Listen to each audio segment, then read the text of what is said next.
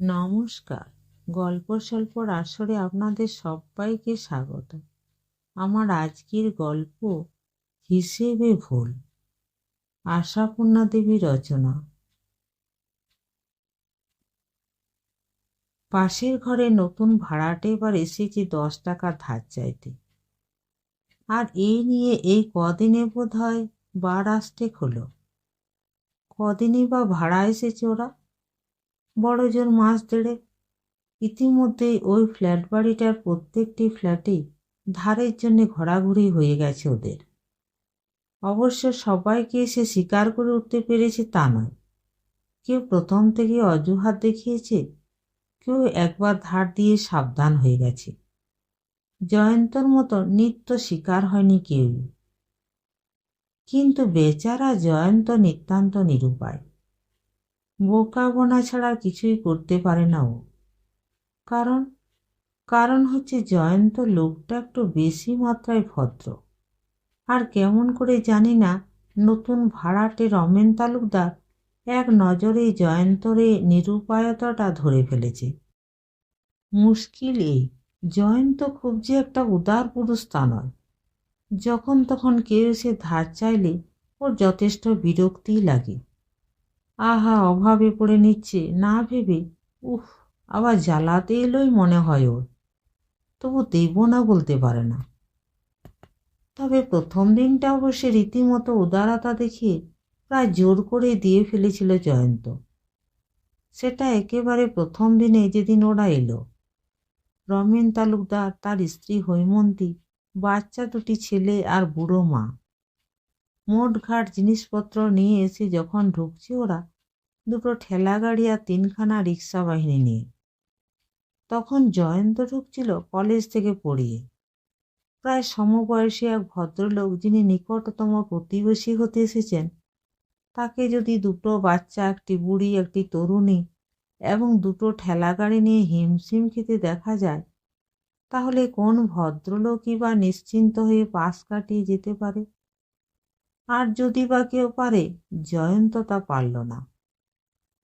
জয়ন্ত ব্যস্ত হয়ে রমেন তালুকদারের সাহায্য করতে লেগে গেল এবং ততোধিক ব্যস্তভাবে নিজের পার্স বের করে ঠেলা দুটো আর রিক্সা 3টে ভাড়া মিটিয়ে দিল। যখন দেখল রমেন তালুকদার এ পকেট ও পকেট বারবার হাতড়েও পার্স খুঁজে না পেয়ে স্ত্রীকে তম্বি করতে শুরু করেছে। আহা, আপনি কেন? বলেছিল রমেন তালুকদার। জয়ন্ত মৃদু হেসে বলেছিল, ঠিক আছে, দিয়ে দেবেন ক্ষণ পরে। পালাচ্ছেন না তো আর? রমেনের হাসিটি কিন্তু চমৎকার। সেই চমৎকার হাসিটি হেসেই রমেন বলেছিল, তা বটে, একেবারে তো আপনার দেয়ালেই বাঁধা পড়লাম। আর এসব মাল বন্ধক রইল। বন্ধক মাল অবশ্য ঘটি, বালতি, বাক্স, বিছানাকে বলেনি রমেন। বলেছিল নিজের স্ত্রী পুত্রের দিকে দৃষ্টি নিক্ষেপ করে। কিন্তু ঈশ্বর জানেন, সেই পার্স আর রমেন খুঁজে পেল কিনা। রমেনের ব্যবহারে তো মনে হয় পায়নি।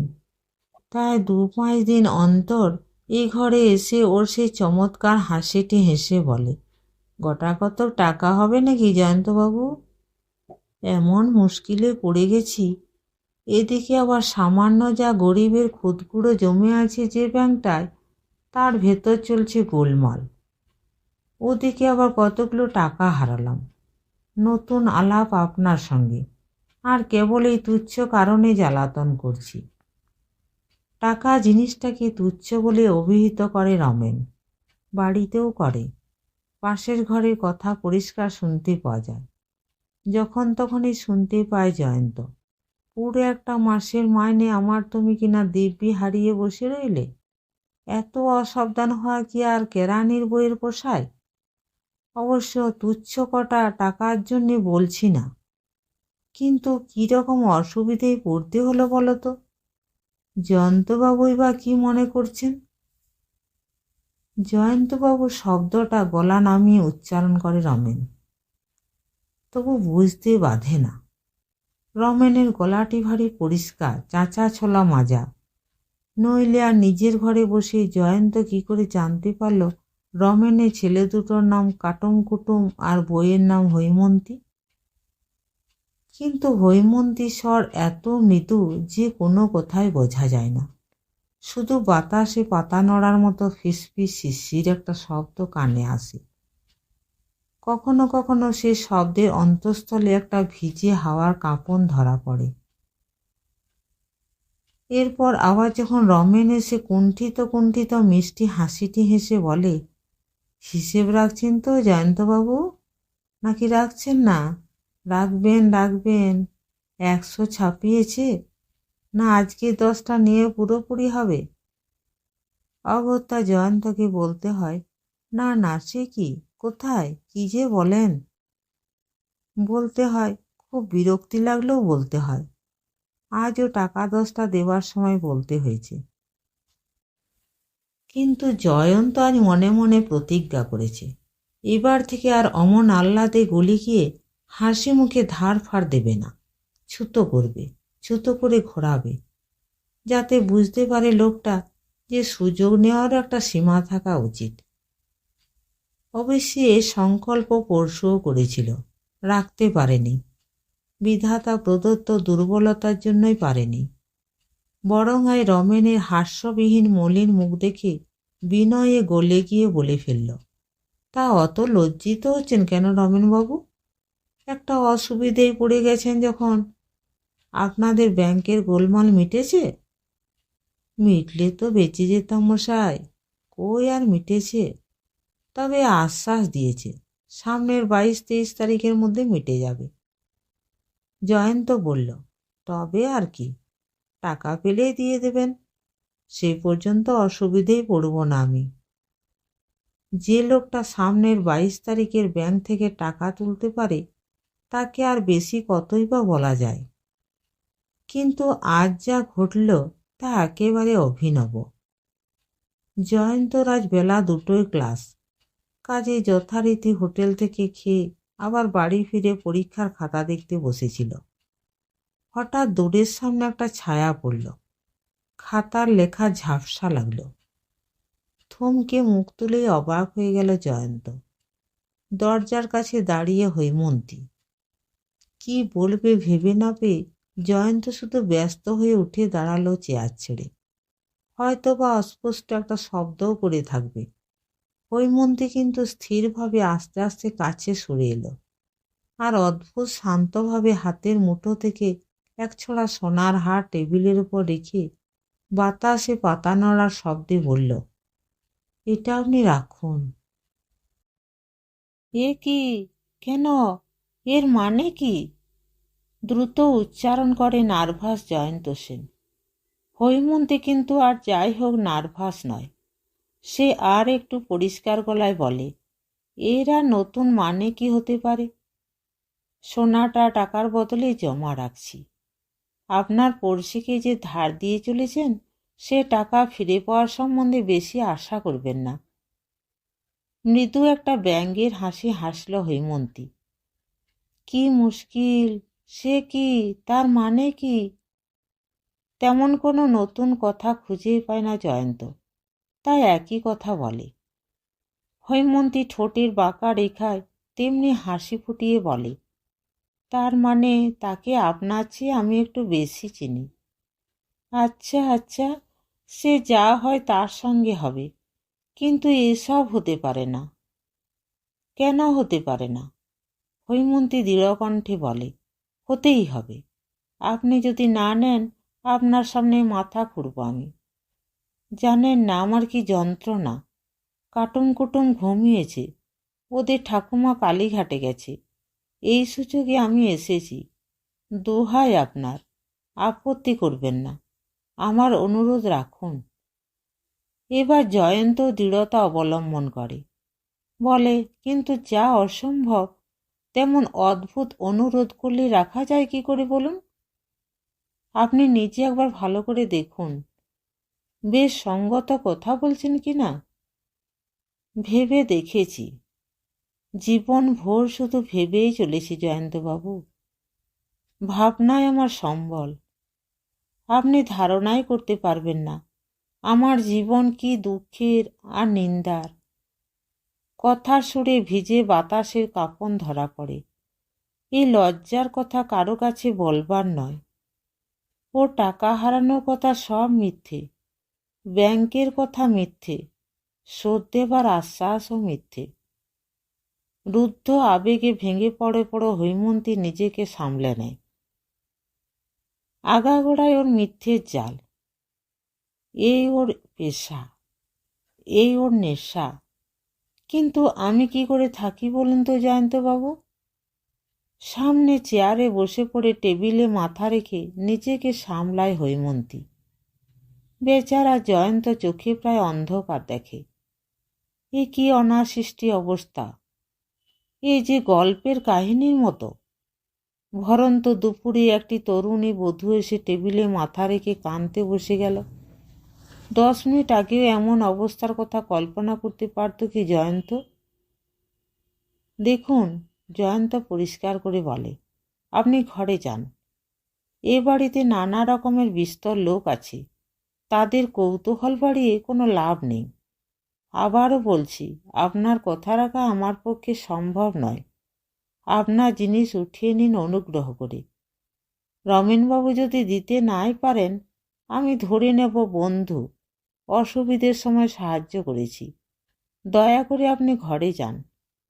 না না, বলেছি তো, আপনি না নিলে আমি মাথা খুঁড়ে মরব। তবে শুনুন সত্যি কথা, আপনার সাধের বন্ধু আবার অন্য ফ্ল্যাটে সন্ধানে গেছেন। এই ওর পেশা। 2 মাস 4 মাস এক জায়গায় থাকে, 2 মাস ভাড়া বাকি রেখে শেষ ভাড়াটার দেয় না, রাতারাতি পালায়। ও খারাপ, দেশ খেলে। আমার শাশুড়িটিও হচ্ছেন এই রকমের পরামর্শের সঙ্গী। শুনেছি ওদের কথা, 2-1 দিনের মধ্যে এখান থেকে চলে যাবে, হয়তো আজও যেতে পারে। বলুন, এখনো ইচ্ছে করছে বন্ধু বলে ডাকতে? জয়ন্ত শান্তভাবে বলে, বেশ, না হয় ভাববো আমারই কিছু টাকা পকেট থেকে পড়ে গেছে। আপনার গলার হার বেচে ধার শোধ দেবার অসহ্য কল্পনাটা ছাড়ুন দয়া করে। না, আমার স্বামীর পাপের প্রায়শ্চিত্ত করতে দিন আমায়। আপনার মতো এমন মহৎ লোককে যে ঠকায়, তার নরকেও ঠাঁই হবে না। হৈমন্তী যখন কম কথা বলছিল, তখন ওর বিষাদক্লিষ্ট মুখ ছলছলে বড় বড় চোখ দেখে খুব একটা সমীহ আসছিল। ওর শেষের কথাটায় জয়ন্তর হঠাৎ মনে হলো মেয়েটা একটু গ্রাম্য, কথাবার্তাও অমার্জিত। তবু নিজে সে সমীহ বজায় রেখে বলল, দেখুন, এ সমস্ত কথায় আমি অত্যন্ত অসুবিধে বোধ করছি। আপনি যদি জোর করে রেখে যান, বাধ্য হয়ে আমাকে রমেনবাবুর কাছে ফেরত দিতে হবে। আপনারা পুরুষেরা কি সকলেই একরকম?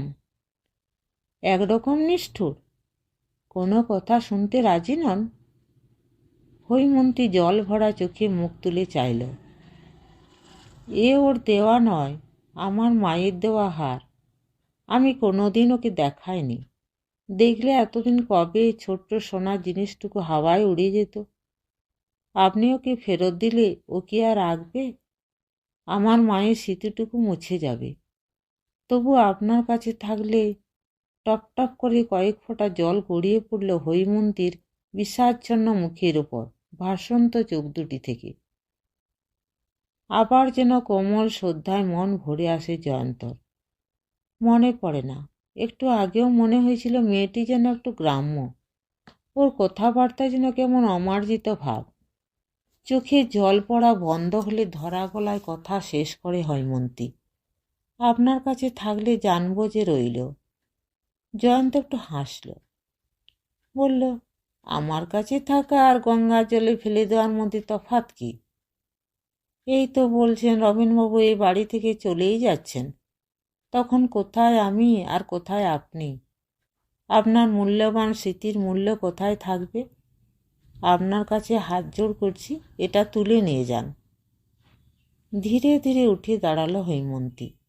হাতটা টেবিল থেকে তুলে নিয়ে নিঃশ্বাস ফেলে বলে, নিতান্তই তাহলে ঋণ শোধ করতে দেবেন না আমায়? ঋণ শোধ? জয়ন্ত একটু রহস্যময় হাসি হাসল। হেসে বলল, সব ঋণই কি শোধ হয়? কিছু বাকি থাকলেই না হয়। হৈমন্তীর মুখেও ছড়িয়ে পড়েছে একটি রহস্যের ব্যঞ্জনা। ঠোঁটের বঙ্কিম রেখা ঈষৎ হাসি চাপা আভাস।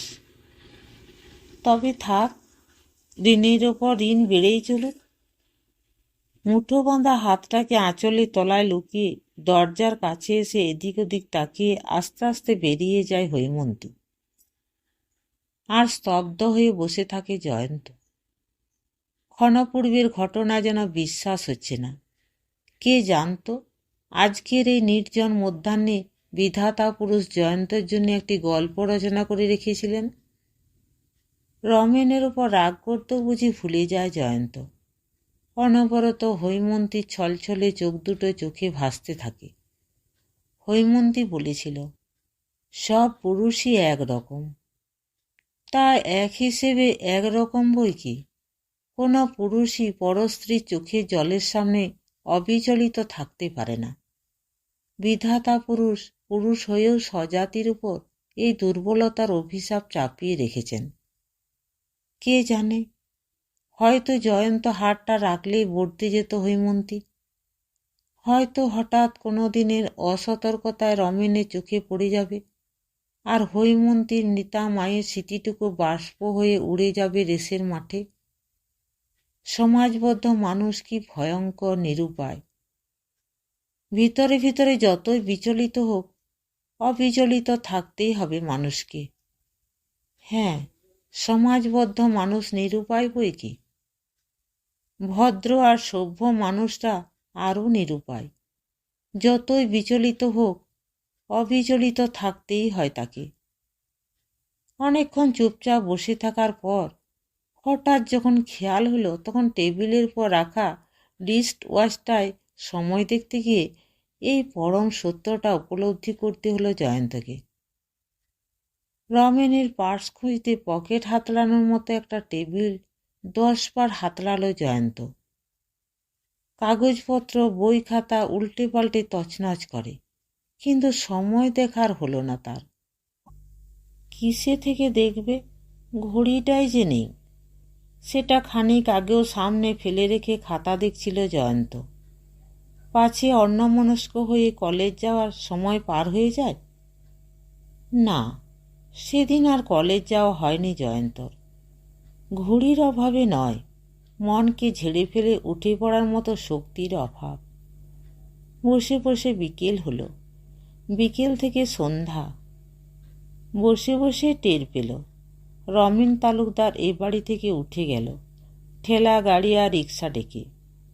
এক বাড়ির 22 বারান্দা, কে সন্ধান রাখে কোনজন বাড়িওয়ালাকে ফাঁকি দিয়ে ভাড়া ফেলে পালাচ্ছে।